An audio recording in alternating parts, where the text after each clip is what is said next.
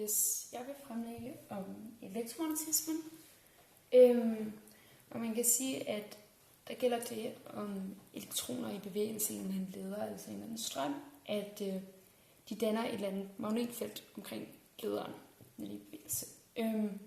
Og omvendt så kan man så sige, at et eller andet magnetfelt, det kan så sætte elektroner i bevægelse, således at der bliver skabt en strøm. Det sidste er så det, vi kalder induktion, som jeg ikke vil komme mere ind på den her. Det afspejler sig det her med, at de her fænomener, elektricitet og magnetisme, de er fremtrædende af samme naturkraft, nemlig elektromagnetismen. Og jeg vil starte med at kigge på den magnetiske kraft på en leder, som anbringes i et magnetfelt. Fordi når en leder anbringes i et magnetfelt, så vil der virke en eller anden kraft mellem lederen og magnetfeltet, givet det jeg sagde tidligere. Det vil jo så resultere i en eller anden enten frastødning eller tiltrækning mellem de her lederen og magneten. Og størrelsen af den her kraft, der virker mellem lederen og magneten, kaldet den magnetiske kraft på den her leder, den vil være givet ved Laplace lov, som vi skriver F leder, altså kraften, der virker fra magneten på den her leder, omvendt.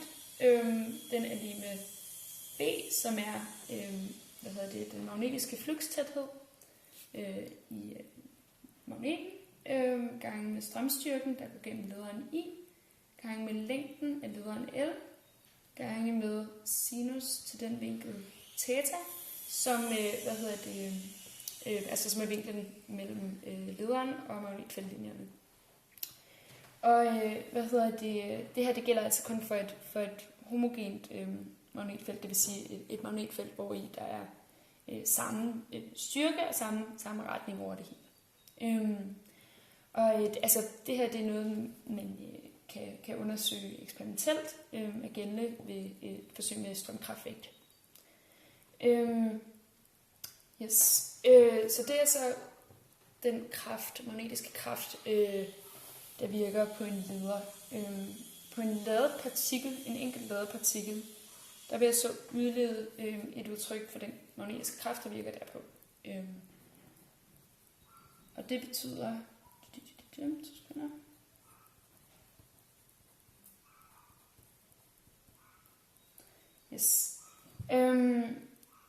Det man kan se her, det er, at hvis strømstyrken er 0, altså hvis der ikke er nogen strøm, så eksisterer den her kraft ikke.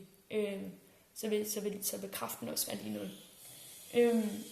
Så derudfra kan vi sige, at det er kun når der går en strøm gennem lederen, at der findes en sådan magnetisk kraft. Og derfor så må den her kraft F leder, den må svare til summen af de magnetiske kræfter, der virker på samtlige elektroner i lederen. Og hvis man kigger på sådan en leder, så kan vi tegne den op, så sådan her ud. Det her det er en leder, som har lederelektroner i sig. Og hvis vi kigger på det her, det kunne være et tværsnit af en sådan leder. Længden af den her leder vil være lige med hastighed gange tid, og tilsvarende så vil hastigheden være lige med længden gange tiden. Altså det vil sige den tid, det tager for elektronerne at bevæge sig fra den ene ende af lederen til den anden ende af lederen. Derudover så kan vi sige, at den samlede ladningsmængde Q, der findes i hele den her leder, det vil så svare til den ladningsmængde, der bevæger sig gennem eller forbi et tværsnit af lederen i løbet af tiden t. Og det vil jo så være givet ved antallet af elektroner n i lederen og ladningen af en enkelt elektron Q. Og nu kan vi så opskrive et udtryk for strømstyrken I, der der går gennem lederen. Og strømstyrken, den er per definition givet ved den numeriske værdi af ladningen, den samlede ladningsmængde i lederen, divideret med tiden t fra tidligere. Og nu med vores udtryk for Q, så kan vi så sige, så kan vi så erstatte det her numeriske værdi af Q med n gange den numeriske værdi af ladningen af en enkelt elektron, fordi n er et naturligt tal, som altså ikke kan være negativt i modsætning til ladningen Q. Og det dividerer vi selvfølgelig stadigvæk med tiden t. I vores udtryk herfra, der kan vi så indsætte det her nye udtryk for I, sådan at vi får at stadigvæk kraften gennem lederen, eller kraften, der virker mellem lederen og magneten, den er lige med den magnetiske flukstæthed gange med, og så vores nye udtryk for strømstyrken, antallet af elektroner gange med den numeriske værdi af ladningen af en enkelt elektron Q, divideret med tiden t. Og så ganger vi så igen med længden af lederen og sinus til vinklen theta mellem feltlinjerne og lederen.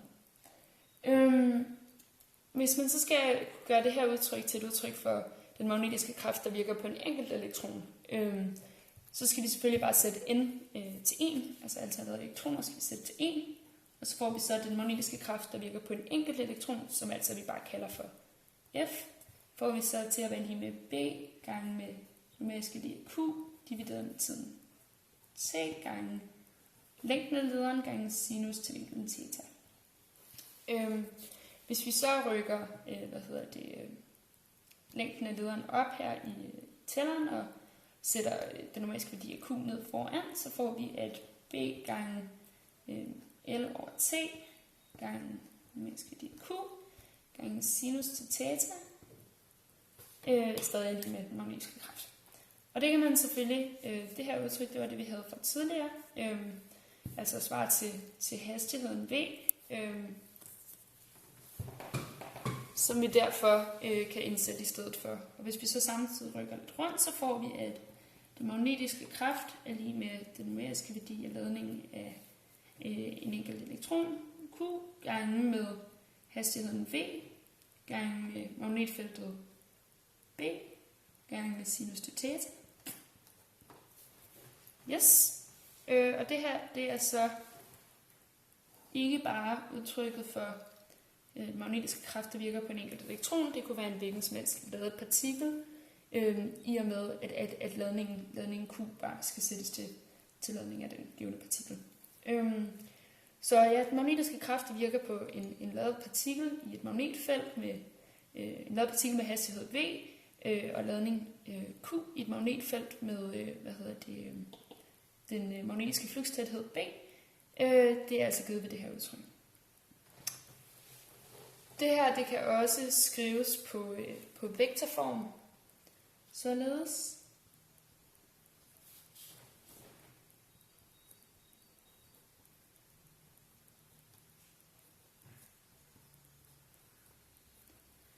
Yes. I og med, at det her det er et krydsprodukt, så følger det, at det følger den her højrehåndsregel, som den hedder her, som altså siger, at hvis du lader pegefingeren på din højre hånd være hastighedsvektoren gange Q, den retning den peger i, og lad B-feltet være din langefinger, så vil kraften pege i din tommelfingers retning. Sådan her. Yes.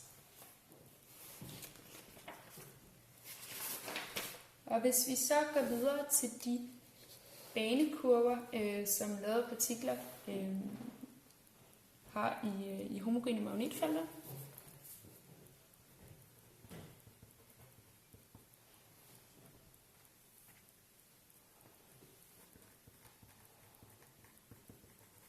Yes. Så ved vi så ud fra det her udtryk, at kraften F må enten være lige med 0, eller også må den stå vinkelret på magnetfeltlinjerne, og dermed også B-feltet, da det her det er et krydsprodukt. Fordi at den her vektor, den vil altid stå vinkelret på den plan, som de to andre vektorer, der er krydset sammen, de udgør. Eller også må det være lige med 0, ikke? Givet Newtons anden lov, så ved vi jo så, at det samme må gælde for accelerationen. Yes. Og det kan man jo så se på, at hvis en eller anden, hvis kraften er lige med 0, så er det det samme som, at enten så har vi en eller anden partikel i hvile, som man ligger i hvile i forhold til magnetfeltet, og der vil jo så ikke virke nogen kraft på den her partikel, og derfor vil der heller ikke være nogen acceleration ved Newtons anden lov. Og det samme gælder så, hvis for en eller anden partikel der bevæger sig langs en eller anden feltlinje, der vil du heller ikke have en magnetisk kraft, der virker på den. Og derfor igen heller ikke nogen acceleration. Så den sidstnævnte vil fortsætte med konstant fart i det tempo, den har bevæget sig tidligere, og så og den første, den vil selvfølgelig forblive i hvile. Men hvis man ser på den anden mulighed, som netop var, at kraften var vinkelret på magnetfeltlinjerne, så har vi givet vores udtryk hernede med retningerne og givet vores højrehåndsregel, at hastigheden også vil være vinkelret på magnetfeltlinjerne. Altså den plan, som kraften og hastigheden udspænder, der vil vinkelretten, magnetfeltlinjerne stå vinkelret på.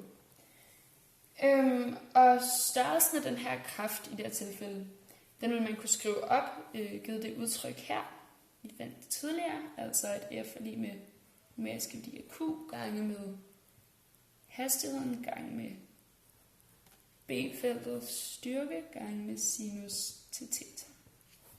Yes. Og hvis man kigger på sådan et magnetfelt, det tegner man op sådan her, og de her prikker, det er bare sådan ligesom en dartpil, det vil altså sige, at magnetfeltet bevæger sig ud gennem papiret og op mod os.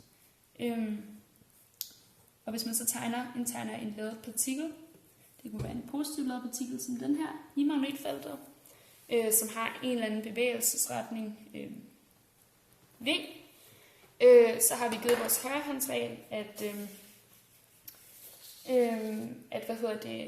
at hastighedsvektoren bevæger sig i den her retning, og vi ved, at magnetfeltet bevæger sig opad, så vil kraften bevæge sig vinkelret herpå i den her retning. Sådan der.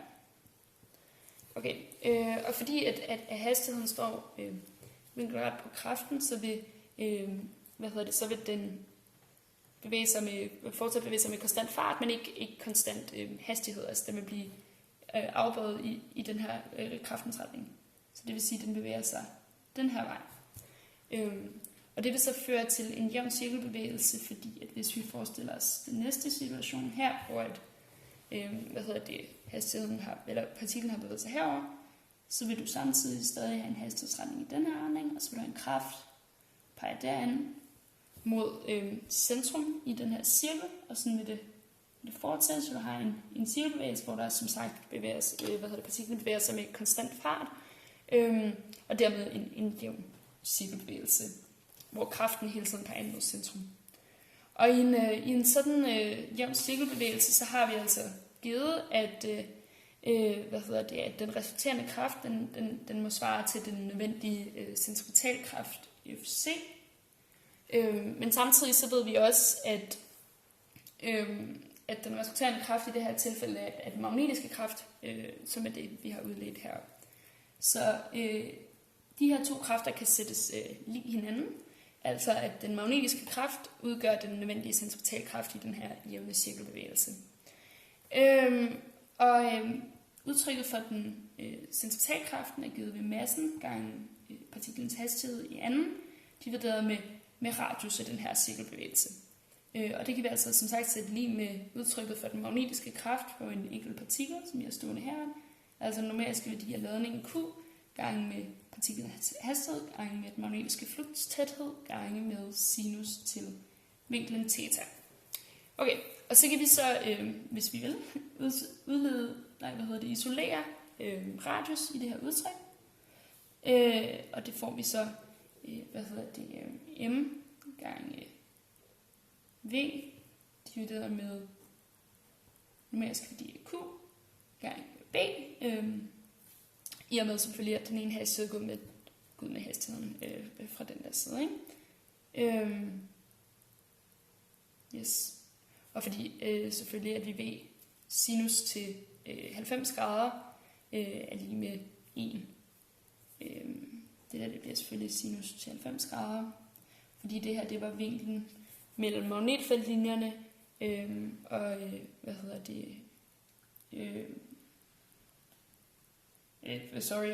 og bevægelsesretningen, altså lederen, den vi havde tidligere. Og den er vinkelret, det ved vi jo, og det bliver 1. Så derfor så får vi det her udtryk for radius i den her jævne cirkelbevægelse med konstant fart v.